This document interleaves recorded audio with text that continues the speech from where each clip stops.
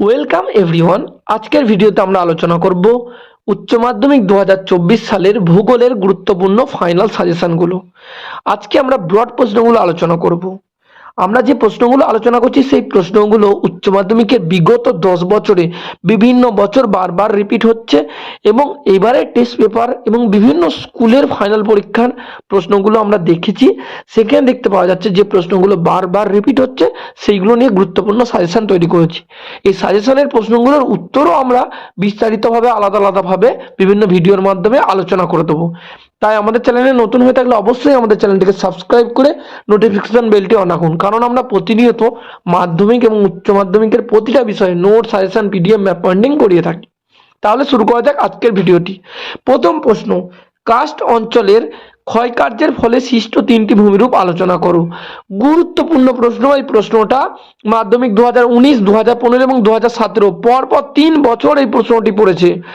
এইবারে এই প্রশ্নটি প্রথম প্রশ্নতে থাকবে ব্রড প্রশ্নে। আর টম্বলো কি? টম্বলো ব্রড প্রশ্নে না পেলেও এমসিকিউ এসিকিউতে পড়বে। এই প্রশ্ন দুটো খুবই গুরুত্বপূর্ণ ফাইনাল পরীক্ষার জন্য। উচ্চ মাধ্যমিকে 3 বছর এই প্রশ্নগুলো পড়েছে, তাহলে খুবই গুরুত্বপূর্ণ এই প্রশ্নটি, এটি পড়বে। এর পরের প্রশ্ন দেখি আমরা। ডেভিসের স্বাভাবিক ক্ষয়চক্রের পর্যায়গুলি আলোচনা করো। এই প্রশ্নটি 2018 এবং 2015 সালে পড়েছে। ক্ষয়চক্র, ডেভিসের স্বাভাবিক ক্ষয়চক্র এর পর্যায়গুলো চিত্রসহ আলোচনা। খুবই গুরুত্বপূর্ণ এই প্রশ্নটি। হিউমাস কি? 2 নম্বরে কাটা প্রশ্নতে পড়বে। এর সাথে পড়তে পারে এলিভেশন আর ইলিভেশনের পার্থক্য। প্রশ্নগুলো দেখলেই বুঝতে পারা যাবে যে এই প্রশ্নগুলো উচ্চ মাধ্যমিক ফাইনাল পরীক্ষায় কতবার পড়েছে। ফাইনালে 18 সালে পড়েছে, 22 সালে পড়েছে, 17 সালে পড়েছে, 15 সালে পড়েছে।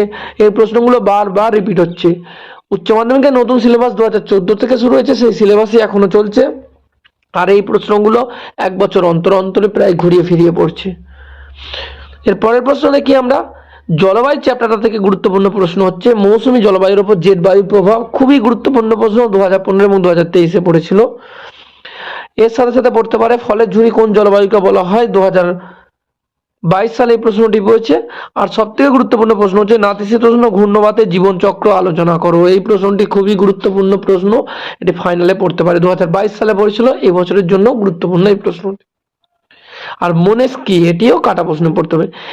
7 নম্বরের প্রশ্ন পড়ে উচ্চ মাধ্যমিকে ঠিকই, কিন্তু বেশিরভাগ প্রশ্নটাই পড়ে 4+3, 2+2+3, 5+2 এই প্যাটার্নে পড়ে। 7 নম্বরের প্রশ্ন খুবই কম থাকে, যেটা শুধুমাত্র 7 রয়েছে, প্রায় থাকে না বললেই চলে। বিগত কতগুলো বছরে তো 7 নম্বরের প্রশ্ন ছিলই না, সবই কাটা প্রশ্ন ছিল। এর পরের প্রশ্ন দেখি আমরা। বিপর্যয় মোকাবিলার ব্যবস্থাগুলি লেখো। বিপর্যয়ের পূর্ববর্তী ব্যবস্থা, বিপর্যয় চলাকালীন ব্যবস্থা, বিপর্যয়ের পরবর্তী ব্যবস্থা। খুবই গুরুত্বপূর্ণ এই প্রশ্নটি।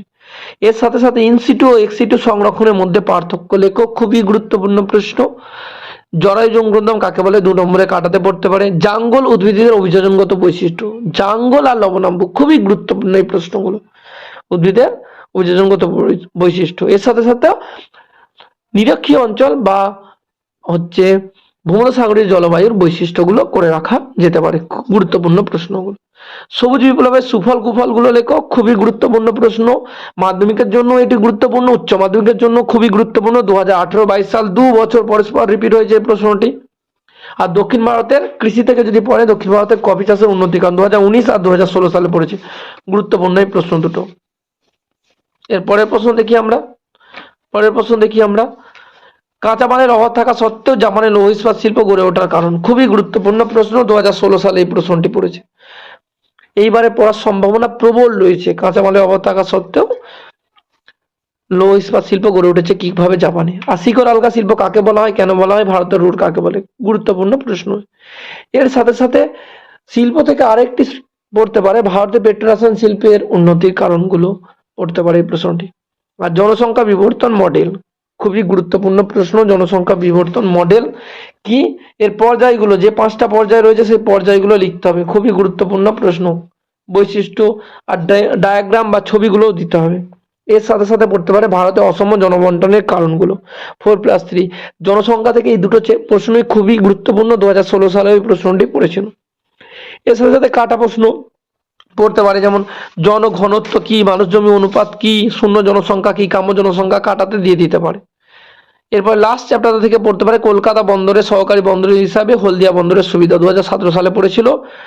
আর সিবিডি কি কাটাতে পড়তে পারে, আর বেঙ্গালুরু ইলেকট্রনিক শিল্পে উন্নতির কারণ কি। খুবই গুরুত্বপূর্ণ এই প্রশ্ন, যে প্রশ্নগুলো সাজেশন দিলাম এই প্রশ্নগুলোই ফাইনাল পরীক্ষায় পড়বে। খুব বেশি সাজেশন দিইনি, প্রত্যেকটা চ্যাপ্টার 5টা প্রশ্ন থাকে, যদিও ফাইনালে 7টা প্রশ্ন থাকে, 5টা করতে বলা থাকে। এখানে আমরা 5টা প্রশ্নই আলোচনা করেছি, এই প্রশ্নগুলোই পড়বে।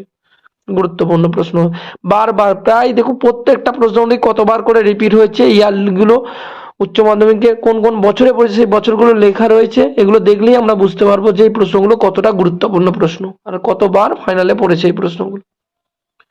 তাহলে আজকের ভিডিওতে আমরা উচ্চ মাধ্যমিক ভূগোলের সাজেশন দিয়ে দিলাম। এই উত্তরগুলো, এই প্রশ্ন যেগুলো সাজেশন দিলাম প্রত্যেকটার উত্তর আমরা বিস্তারিতভাবে আলোচনা করব বিভিন্ন ভিডিওর মাধ্যমে।